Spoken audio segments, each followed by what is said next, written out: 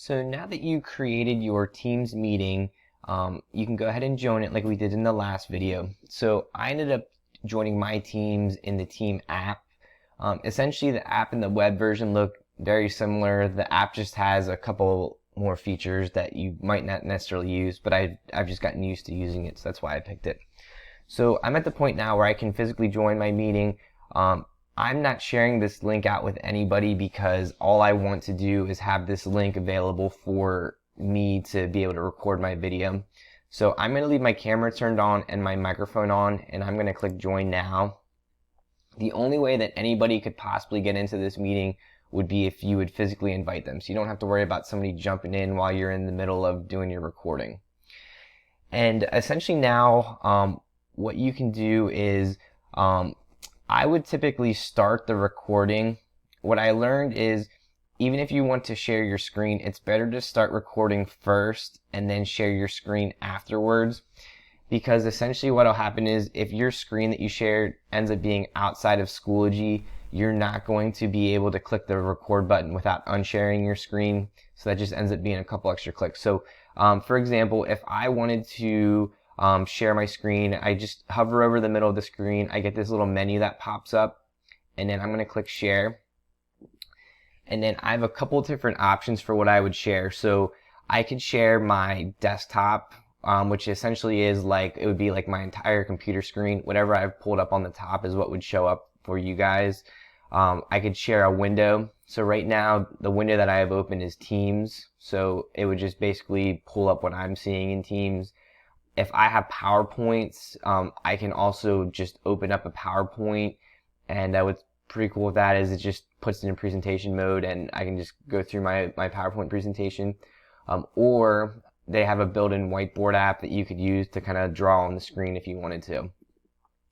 So just to backtrack, if you have it open to your desktop or a specific window, if you had something like a flip chart for secondary teachers, or for the elementary teachers, if you had the software program that you use, you could go ahead and open that up, and you would be able to kind of go through a lesson like you typically would if you were standing in front of the room. So it doesn't matter what you choose to share, but what I said is if we set the record button first, then it makes it a little bit easier.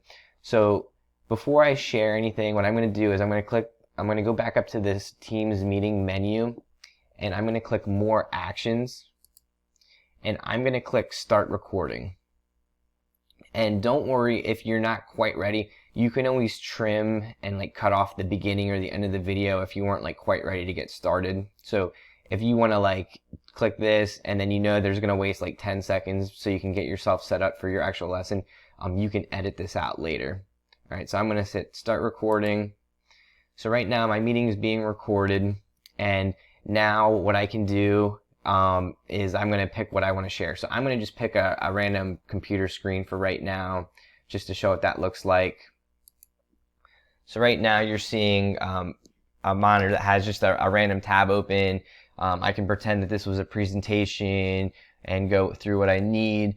After I'm finished with this presentation, I can go through and I can stop sharing my screen so it comes back to this.